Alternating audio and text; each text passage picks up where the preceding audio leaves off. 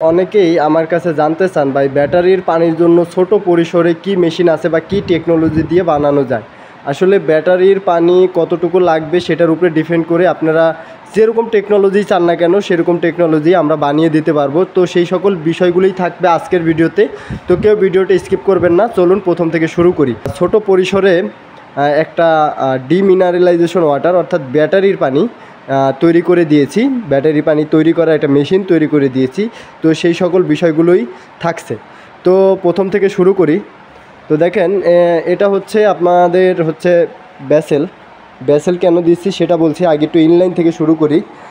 এটা হচ্ছে ইনলাইন, পানির ইনলাইন, আর এগুলো পাইপ ফিটিংস। এবং এখানে হাফ গড়া মোটর দিছি, তাও প্রেশার দিতে হয়েছে কারণ এই যে মেশিনটা আমরা সেট আপ দিয়েছি এটা কিন্তু 800 জিপিডি আরও সিস্টেম টেকনোলজি, যেটা পানিটাকে ডিমিনারেলাইজড করবে। এবং পানি ডিমিনারেলাইজড হওয়ার পরে এখানে দুইটা 10 ইঞ্চি বক্স হাউজিং দেওয়া আছে। হাউজিংয়ের ভিতরে রেজিন দেওয়া আছে। ওই রেজিনটা ফুলফিল পানিটাকে জিরো করে। এমনি আরও সিস্টেম মেশিনে কিন্তু পানির মান 50-এর নিচে চলে আসে যখন আপনার এই রেজিন ব্যবহার করা হয়, মিড ব্যাক রেজিন, পানি জিরো করার জন্য। তখন ওই মিড ব্যাক রেজিন থেকে 40 TDS-এর পানি আরও জিরো হয়ে যায়। তো প্রাথমিক পর্যায়ে আমরা একটা প্রিট্রিটমেন্ট চেম্বার দিয়েছি যাতে পানি প্রাথমিক ময়লাটা ও ধরে রাখে এবং পানিটা যাতে প্রেশার করতে পারে, এই জন্য আমরা ফিট পাম্প দিয়েছি। এবং আর এখানে বাইপাস লাইন করেছি কারণ হচ্ছে মেশিনটা যেহেতু ছোটো, যাতে অতিরিক্ত প্রেশার না করে, সেই কারণে একটা বাইপাস লাইন করেছি মোটরের সাথে। এবং একটা মিটার দিয়েছি, আর মিটারে যাতে ওনারা দেখতে পারে, যাতে অ্যাডজাস্টটা করে নিতে পারে, বাইপাস লাইনের মাধ্যমে মিটারের প্রেশার অ্যাডজাস্ট করতে পারে।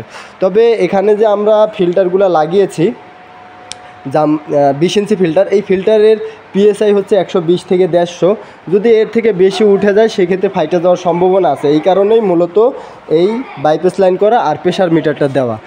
তো এই 800 জিপিডি মেশিনটা পানিটা পিউরিফাই করার পরে পানিটা জিরো করবে। জিরো করার পরে এখানে দেখেন 10 mm পাইপ দিয়ে, এটা হচ্ছে ট্যাঙ্ক, এটা হচ্ছে 300 লিটার ট্যাঙ্ক, অর্থাৎ 350 লিটার ট্যাঙ্ক। তারপরও আমরা যখন কোনো প্রোডাক্ট বানাই দিই আমরা কাস্টমারকে বাড়ায় দিই। তো এখানে প্রায় 380 লিটার পানি ধরে। এই যে পানিটা আপনাদেরকে দেখাই। আর এটা সম্পূর্ণ অটো সিস্টেম কীভাবে কাজ করে সেটাও দেখাই। এই যে যখন ট্যাঙ্কিটা ফুল হয়ে যাবে, তখন সব অফ হয়ে যাবে। তো ট্যাঙ্কিটা কিন্তু অলরেডি ফুল, ট্যাঙ্কির পানি আপনাদেরকে দেখাইছি। এই যে দেখেন ট্যাঙ্কিটা কিন্তু ফুল। আর এটা হচ্ছে একটা রাডার, যাকে আমরা কিডো বলি, খুবই ভালো মানের, তাইওয়ানের। তো এই কিডো হচ্ছে যখন পানিটা এই পর্যন্ত চলে আসবে মিনিমাম, তখন অটোমেটিক্যালি পানি বন্ধ হয়ে যাবে। আবার মনে করেন এই ট্যাঙ্কির ঠিক অর্ধেক পরিমাণ পানি যখন নেমে আসবে তখন মেশিনটা আবার অটোমেটিক্যালি চালু হয়ে যাবে। তো এইটাই হচ্ছে এই টেকনোলজির কার্যক্রম। তো আপনারা যারা নিতে চান, বড় পরিসরেও নিতে চান, ছোট পরিসরেও নিতে চান, তাদের সকলকেই বানিয়ে দেওয়া যাবে। আর একটা জিনিস না বললেই নয়, এখানে যেহেতু এটা একটা ব্যাসেল, এইটা প্রিট্রিটমেন্ট ব্যাসেল, এটা কিন্তু ব্যাকওয়াশ করতে হয়। সেই কারণে আমরা আলাদা আলাদা দুইটা সুইচ দিয়ে দিয়েছি যাতে আলাদা আলাদাভাবে ওনারা কার্যক্রম করতে পারে। আর আমরা যখন কাজ করি আপনাদের এই যে দেখেন ফিটিংসগুলা প্রত্যেকটা পার্ট বাই পার্ট আমরা দেই, এই কারণে যাতে একটাতে সমস্যা হলে যাতে পুরো পার্ট বাই পার্ট আলাদা করে ফেলতে পারেন। অনেক সময় হয় কি আপনার ডাইরেক্ট আঠা দিয়ে লাগাই দিল, সেই পাইপ কাইটা তারপরে হচ্ছে সমাধান করতে হয়, কিন্তু তখন ফিটিংস মিলানোটা অনেক টাফ হয়ে যায় বা কষ্ট হয়ে যায়। কিন্তু সম্পূর্ণ পার্ট বাই পার্ট যদি প্রথম অবস্থায় আলাদা করা হয় তখন কিন্তু এই সমস্যাটা হয় না, কারণ এটা হচ্ছে ইলেকট্রিক জিনিস, যে কোনো একটা পার্টসের সমস্যা হতে পারে। তো সমস্যা হলে যদি ওইটা সলিউশন না করা যায় সেক্ষেত্রে আরেকটা ঝামেলা হয়ে যায়। তো যখন এটা সেট আপ করি আমরা এমনভাবে করি যদি কোনো পার্টসের সমস্যা হয়েও যায় আমরা ওইটা আলাদা খুলে আবার আলাদাভাবে সার্ভিস করতে খুব সহজ হয়। তো অনেক জায়গায় অনেক কাজ করেছি, এই কথাটা বলার কারণ হচ্ছে অনেক জায়গায় অনেক কাজ করেছি, সব ডাইরেক্ট কাজ করে দিয়ে গেছে, মনে করেন ওইটা সার্ভিস করা খুব টাফ হয়ে যায়। তো বিষয়টা হচ্ছে এখানেই। আর আপনারা যারা ছোট পরিসরে বড় পরিসরে যতটুকু পানি লাগে ওইটার উপরে ডিপেন্ড করে আমরা ডিমিনারেলাইজেশন ওয়াটার অর্থাৎ বিটারের পানি বা জিরো পানি অনেক কাজেই লাগে। জিরো পানি যাদের প্রয়োজন হবে তারা জানাতে পারেন। ডিসক্রিপশনে দেওয়া নাম্বার আছে, হোয়াটসঅ্যাপ নাম্বার, হোয়াটসঅ্যাপে নক করতে পারেন অথবা সরাসরি কল করতে পারেন।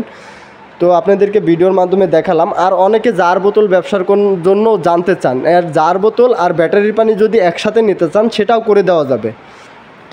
তাহলে হবে কি, এক ডিলে দুই পাখি মারা হয়ে গেল। জাস্ট আপনার এখানে যেহেতু ওনারা ব্যাটারির পানির জন্য নিচ্ছে, এই জন্য ব্যাটারি পানির জন্য আলাদা ট্যাঙ্কি।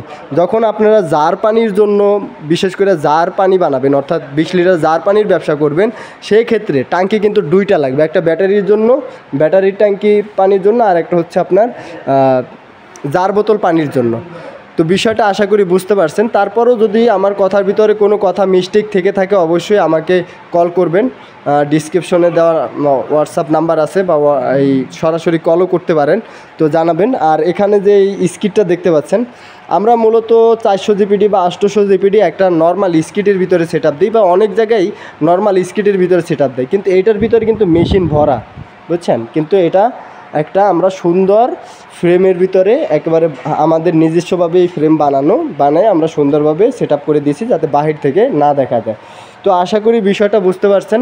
তো ভিডিওটা এখানেই শেষ করতে চাচ্ছি। আমার কথার ভিতরে কোনো কথা মিস্টেক থাকলে অবশ্যই আমাকে কমেন্ট করতে পারেন, আর কথার ভিতরে কোনো ভুল ভ্রান্তি হয়ে থাকলেও ক্ষমার দৃষ্টিতে দেখবেন।